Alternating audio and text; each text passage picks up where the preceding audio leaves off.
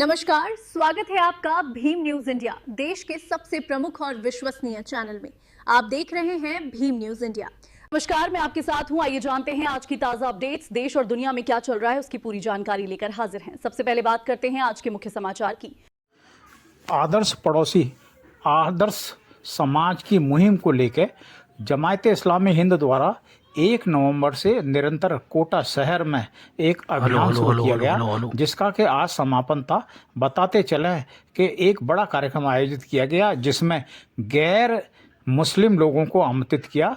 बुद्धिजीवियों ने अपने विचार रखे और बताया कि किस प्रकार अच्छा समाज बन सकता है, सामाजिक सौहार्दपूर्ण। आप देख रहे हैं भीम न्यूज इंडिया। मैं हूं आपका दोस्त विनय कुमार सिंघल। देखिए एक रिपोर्ट। तुम्हारा जो पड़ोसी है, अगर वो किसी को ये कहे कि तुम अच्छे आदमी हो तो तुम अच्छे आदमी, और अगर वो तुम्हारा परिचय बुरे शख्स के तौर पर करवाता है तो तुम बुरे हो। यानी ये कसौटी बना दी, पड़ोस को कसौटी बना दिया हमारे अच्छे और बुरे होने कि हम अच्छे हैं या बुरे हैं, ये हम तय नहीं करेंगे। इसकी कसौटी बल्कि पड़ोस को बनाया कि आपका पड़ोसी आपके बारे में क्या सोचता है, वो आप उस पर जुल्म और अत्याचार। हम कई मामलों में हम देखें दुनिया भर में कई लोग, एक हमारा एक फैंटेसी भी होती है कि हमको अत्याचार के खिलाफ लड़ना है, जुल्म के खिलाफ लड़ना है, और हम लड़ते हैं, प्रोटेस्ट करते हैं, एहतजाज करते हैं, रैलियां निकालते हैं। कहीं और कोई जुल्म होगा, कहीं किसी शहर में बाहर की दुनिया में होगा तो हम उसके लिए खूब प्रोटेस्ट करेंगे, उसके भाषण भी हम खूब देंगे। लेकिन बिल्कुल उसी वक्त हम हमारे पड़ोसी के लिए जालिम बने होते हैं, क्रूर बने होते हैं। हम हमारे पड़ोसी की जमीन को हथियाने की कोशिश कर रहे होते हैं। तो ये जो चरित्र है ये बताता है कि असलन हकीकत के तौर पर हम भी उन्हीं जालिमों और क्रूर लोगों के साथ हैं, क्योंकि हमको वहां मौका नहीं मिला किसी की जमीन हथियाने का, किसी के देश को हथियाने का, किसी के माल को हथियाने का, किसी की जमीन पर डाका डालने का। तो वहां नहीं डाल सके तो वहां हम उसका विरोध कर रहे हैं, लेकिन जहां हमको मौका मिला वहां हमने डाका डाला। जहां हमको हमसे कमजोर इंसान मिला वहां फौरन हमने उसको हथियार लिया, हड़प लिया।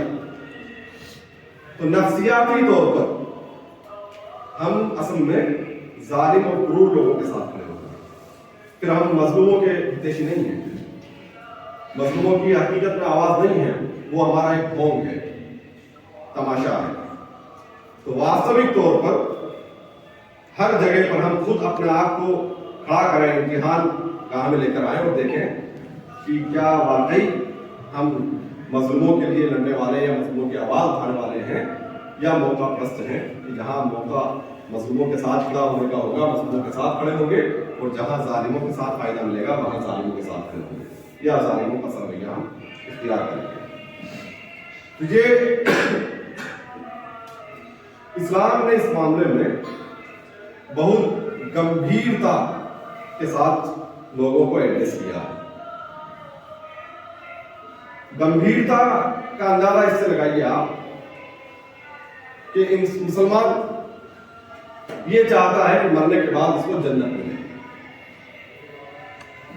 हमारे जो दूसरे धर्म के लोग हैं उनमें जो भी अवधारणा है, मुक्ति की अवधारणा हो या नरक और स्वर्ग की अवधारणा हो, तो उनकी भी यही ख्वाहिश होती है कि उनको मुक्ति मिल जाए या नरक से वो लोग बचा लिए जाए, स्वर्ग उनको मिले।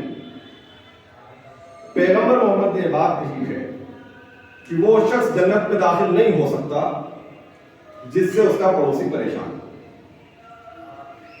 चाहे वो कितनी भी इबादतें करता हो, कितना भी ईश्वर का नाम जपता हो, दिन रात वो लगा हुआ हो माला लेकर उसको उस पर अल्लाह अल्लाह करने में या भगवान का नाम लेने में, लेकिन अगर उसका पड़ोसी उससे दुखी है, उसके आचरण से दुखी है, तो वो जन्नत में नहीं जा सकता।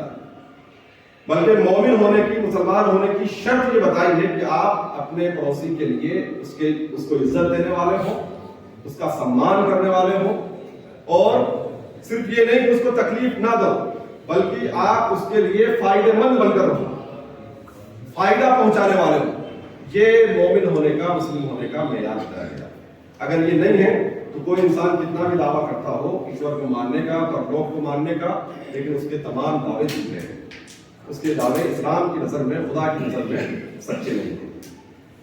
तो पड़ोस के संबंध में ये गंभीर डिस्कशन इस्लाम ने समाज में शुरू किया और लोगों को इस बात की तरफ तवज्जो दिलाई है कि वो संजीदगी के साथ, गंभीरता के साथ इस मामले में अपने आप को परखते रहें और जहां अगर कोई कमजोरी होती है, जहां अगर वो फेल होते हैं तो वो हर मामले में फेल हो जाएंगे। तो इस्लाम ने पड़ोसियों के, रिश्तेदारों की तरह अधिकार तय किए हैं।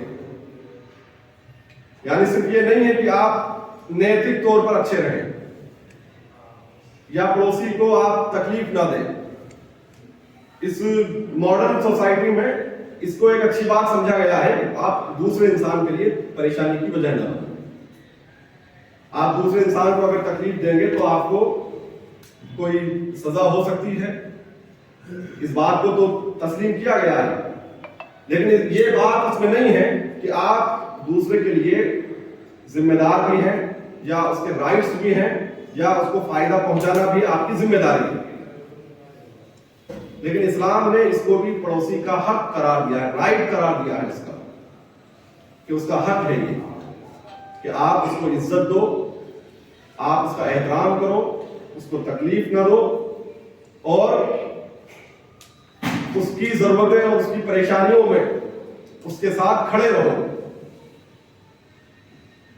और रोजमर्रा की जिंदगी में जो चीजें पड़ोसियों के दरमियान तकलीफ या जो मसाइल खड़े करने वाली होती हैं, उन तमाम चीजों से अपने पड़ोसी को मुसीबत पहुंचाने से इंसान आप बचो। ये तमाम चीजें हैं जो अधिकार के तौर पर इस्लाम ने तय किए हैं। और कई बार पैगंबर मोहम्मद सल्लल्लाहु अलैहि वसल्लम ने, उनके जो भी साथी थे, उनको इन चीजों पर गंभीरता के साथ इस पर तवज्जो दिलाई। एक औरत के बारे में पैगंबर मोहम्मद से कहा गया कि साहब वही एक औरत है, बहुत नेक औरत है, दिन रात खूब ईश्वर का नाम जपती है, लेकिन यह है कि वो उसकी एक बुरी आदत है कि पड़ोसियों को वो परेशान करती है। फौरन पैगंबर मोहम्मद ने कहा ये सुनते ही कि वो औरत जहन्नमी है। यानी आप देखिए कि इस्लाम में जो पॉइंट ऑफ व्यू है इस्लाम का, ईश्वर को मानना और ईश्वर के भी जो राइट्स हैं, नमाज पढ़ी जाए, रोजा रखा जाए, आपकी अगर हैसियत है तो हज किया जाए, आपके पास माल है तो आप उसमें से ज़कात निकालो, पैसा खर्च करो, ये तमाम चीजें भी कंपलसरी हैं। लेकिन इनमें से किसी चीज के बारे में अगर किसी ने कोई कोताही की है, किसी शख्स ने नमाज छोड़ी है और पैगंबर मोहम्मद को अगर मालूम भी हुआ किसी के बारे में कि उसने नमाज नहीं पढ़ी है, तो उसके बारे में फौरन ये बात नहीं कही कि वो जहन्नमी है। उस पर नाराजगी का इजहार तो किया है कि ईश्वर की उपासना में भी कोई कोताही ना हो, उसको भी पूरी तरह से, लेकिन ये नहीं कहा कि वो जहन्नमी है। लेकिन जब ये बात कहीं सुनी अगर कि एक इंसान दूसरे इंसान के लिए तकलीफ बना हुआ है, सरदर्द बना हुआ है, तो उसके लिए फौरन ये कहा कि वो शख्स जन्नत में नहीं जा सकता। ये इतना बड़ा विषय है इस्लाम के अंदर, इंसान का इंसान के साथ ताल्लुक, इंसान का दूसरे इंसान के साथ बिहेवियर, इसको इस्लाम ने इस जगह पर रखा है। तो ये जन्नत में नहीं जा सकता। तो ये एक जिम्मेदारी तय कर दी गई है कि आपका पेट अगर भरा हुआ है तो आपकी जिम्मेदारी है कि आपके पड़ोसी का पेट भी भरा हुआ हो। और ये सिर्फ उसूल नहीं दिए हैं, बल्कि इसकी प्रैक्टिकल तस्वीरें पैगंबर मोहम्मद सल्लल्लाहु अलैहि वसल्लम ने जो मुआशरा बनाया था उसमें दिखाई। पैगंबर मोहम्मद के घर अगर कभी खाना बनता, कुछ रोज गुजर जाते थे ऐसे भी कि उनके घर खाना नहीं बनता था, क्योंकि उन्होंने अपने आप को पूरी तरह से सोसाइटी के रिफॉर्मेशन के लिए और ईश्वर ने जो जिम्मेदारी, ईश्वर की तरफ से जो जिम्मेदारी उनको मिली थी, जो दायित्व उनको दिया गया था, उसके लिए अपने आप को पूरी तरह से लगा दिया था। उनको जो भी कुछ मिलता वो लोगों पर उसको खर्च कर देते थे। तो ऐसे भी दिन गुजर जाते थे कि वो बिना खाना खाए रात को सो जाते थे। उसके बाद भी अगर कोई अच्छा खाना अगर कभी बनता घर में, तो खाना खाने से पहले वो ये मालूम करवाते थे कि आसपास कोई ऐसा शख्स तो नहीं है जिसने खाना न खाया, और अगर ऐसी खबर मिलती तो उस खाने को वो उसके तक पहुंचा देते थे। तो जिस लीडर ने ये तमाम चीजें दी, उसने प्रैक्टिकली ये तमाम चीजें कर भी दिखाई। हमारे यहाँ ये जो चीजें नजर आती हैं, बातें होती भी हैं लेकिन अगर वो तो सूरत हाल नहीं बदलती तो उसकी वजह यह है कि हम बातें तो करते हैं लेकिन अमली तौर पर उस प्रैक्टिस को हम शुरू करने के लिए तैयार नहीं हैं कि हम इस रवैये को इख्तियार करें, अडॉप्ट भी करें इस रवैये। इसकी हमारे समाज में कमी है। तो हम मुआशरे में इन तमाम वैल्यूज को स्थापित करने की कोशिश करें ताकि हम एक आदर्श समाज को बनाने में कामयाब हो सकें। तो ये कहाँ किया गया है? जमात इस्लामी हिंद की तरफ से देशव्यापी अभियान चलाया गया है जिसका विषय है आदर्श समाज आदर्श पड़ोस। यानी हम आदर्श पड़ोस के जरिए ही आदर्श समाज का निर्माण कर सकते हैं। पूरे देश में इस अभियान के अलग अलग प्रोग्राम हुए। राजस्थान में भी इस तरह के कार्यक्रम रखे गए और कोटा में भी इस मुहिम को पूरे शहर में मनाया गया है। इसका अभियान कोटा के भिन्न क्षेत्रों में अलग अलग कार्यक्रमों के जरिए इसका संदेश हमने लोगों तक पहुंचाया है। इसका कार्यक्रम में क्या क्या कार्यक्रम आपने किए हैं? जी, इस अभियान का जो मूल संदेश है वो यही है कि हम पड़ोसियों के लिए अपने चरित्र से, अपने व्यवहार से अच्छे बन सके, पड़ोसियों की तकलीफ़ों को दूर करने वाले हों, उनके सुख दुख में शरीक होते हों और हम अपने ज़रिए पड़ोसियों के लिए कोई विवादास्पद स्थिति खड़े करने वाले ना हों। ये संदेश है जो हम पड़ोसियों को या समाज को इस अभियान के तहत देने की हमने कोशिश की। इस संदेश को पहुंचाने के लिए हमने डोर टू डोर लोगों से मुलाकातें की हैं, अलग अलग कार्यक्रम रखे हैं जिसमें बच्चों के निबंध प्रतियोगिता, ड्रामा और ड्राइंग प्रतियोगिता, ये विज्ञाननगर में हुई, लाइन पुलिस की बजरंग नगर में हुई, अनंतपुरा के क्षेत्र में हुई, घंटाघर के क्षेत्र में हुई, सकतपुरा, ऐसे अलग अलग जगहों पर जहां भी हम लोग करवा सकते थे इस तरह के कार्यक्रम करवाए गए हैं। हमने इस अभियान में सभी धर्म के लोगों को साथ लेकर इस संदेश को पहुंचाने की कोशिश की है। आज जो प्रोग्राम यहाँ पर रखा गया है इसमें भी हमने कोटा शहर के अलग अलग धर्म के लोगों को यहाँ इनवाइट किया, उन अपने विचार भी रखे, उनके विचार भी हमने सुने और ये कोशिश की कि हम अपने इस अभियान के संदेश को ज़्यादा से ज़्यादा लोगों तक पहुँचा सकें और जो इसका उद्देश्य है उस उद्देश्य को हम प्राप्त कर सकें। आपके साथ में और कौन सी संस्थाएं, सहयोगी संस्था रही है? कोटा की यहाँ की जो भीमराव अंबेडकर समिति के लोग हैं, सद्भावना मंच के लोग हैं, इस तरह और भी सिख समाज के लोग हैं, वो सब जो है इस अभियान में हमारे साथ आए हैं और उनका सहयोग हमारे साथ बना रहा है। तो फीडबैक क्या रहा आपके इस पूरे अभियान का? हम जहाँ भी मिलने गए हैं लोग इस बात को पसंद करते हैं कि पड़ोसियों के साथ हमारा आचरण अच्छा हो, हम अच्छे पड़ोसी बन सकें। इस बात को सबने पसंद किया है, सब धर्म के लोगों ने पसंद किया है। लेकिन ज़रूरत यह है कि हम पसंद करने के साथ साथ प्रैक्टिकली जो है इन चीज़ों को, इन मूल्यों को स्थापित करने में कामयाब हो सकें। तो जमात इस्लामी के अगले कार्यक्रम क्या होंगे संभावित? अब जो ये अभियान हमने शुरू, ये ऐसा नहीं है कि ये सिर्फ 10 दिन का काम है। हम अगर आदर्श समाज बनाना चाहते हैं तो ये एक सतत प्रक्रिया है और इस अभियान के भी हमने जिसकी अगली स्टेज है वो फॉलोअप का प्रोग्राम है। दिसंबर के महीने में अलग अलग जगहों पर फॉलोअप होंगे कि ये जो अभियान हमने चलाया था कितना हम इस उद्देश्य को प्राप्त करने में कितने हम कामयाब हो सके, लोगों का क्या इसमें फीडबैक रहा, लोगों ने हमारे इस संदेश को किस तरह से लिया। फॉलोअप के बाद फिर आगे की जो चीज़ें हैं वो भी तय की जाएंगी कि अब इसको हम किस तरह सतत तौर पर हम इन चीज़ों को लोगों तक पहुँचाते रहें। इसका सर अभी जो आपने 21 नवंबर से 30 नवंबर तक ये जो अभियान चलाया है, इसका वैसे सोसाइटी में क्या असर देखने को मिला है आपको? उससे कुछ तब्दीली हुई है या नहीं हुई है? मैंने अभी भी जैसे ये बताया है कि लोगों ने इस बात को बहुत पसंद किया है। यानी हमारे समाज में ये एक अच्छी बात है कि अच्छी चीज़ों को वो सुनना पसंद करते हैं, उस पर बात करते हैं। लेकिन अब ज़रूरत ये है कि जैसे तब्दीली एकदम से नहीं आती है।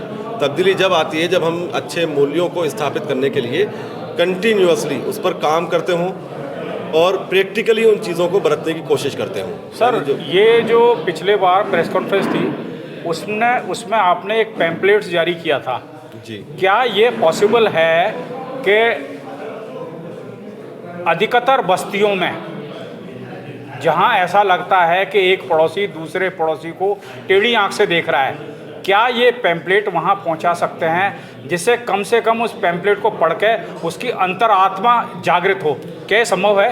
हमने पूरे कोटा शहर में अलग अलग ज़रियों से, मसाजिद के ज़रिए, स्कूल्स में और जहाँ जहाँ पब्लिक प्लेसेस हैं सब जगह पर इन पम्फलेट्स को तकसीम किया है, लोगों से बातचीत की है और यही बात कही है कि हम लोगों के साथ अच्छा चरित्र बना सकें। लोगों के साथ हमारा बिहेवियर अच्छा हो। तो हमने हमारा जो संदेश है, पम्फलेट्स जो हैं, उनको हर जगह हर बस्ती में बांटने की कोशिश की है, लोगों तक पहुंचाने की कोशिश की। पैगंबर ने कुरान शरीफ में एक शब्द कहा है कि पड़ोसी मेरा भूखा रहे ये मुझे बर्दाश्त नहीं है। वो किस तरीके से व्याख्या की है, थोड़ा तफसील से बताइए।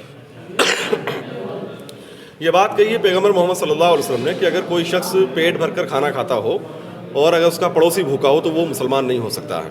यानी उसकी ईश्वर में आस्था, उसके ईश्वर में आस्था का जो दावा है वो सच्चा नहीं है। ईश्वर में आस्था की असल बुनियाद यही है कि इंसानों का इंसानों के साथ संबंध बहुत अच्छा होना चाहिए। जिस इंसान का इंसानों के साथ अच्छा संबंध नहीं है, उसका ईश्वर के साथ भी कोई संबंध नहीं है। तो इस बात को, इस सिद्धांत को सामने रखते हुए कहा कि अगर एक इंसान खुद पेट भर के खाना खा रहा है, उसका पड़ोसी भूखा है, इसका मतलब यह है कि उसको मानवता की कोई चिंता नहीं है। यानी वो इस बात से बिल्कुल बेपरवाह है कि समाज में क्या कमियां हैं, समाज में किस तरह की ज़रूरतें हैं, समाज किन परेशानियों से जूझ रहा है। और अगर पेट भरकर इंसान सो जाता है सुकून से किसी के भूखा रहते हुए, तो वो कभी भी समाज को सुधारने के लिए या समाज में जो चैलेंजेस हैं उन चैलेंजेस का सामना करने के लिए या उनको तब्दील करने के लिए खड़ा नहीं हो सकता है।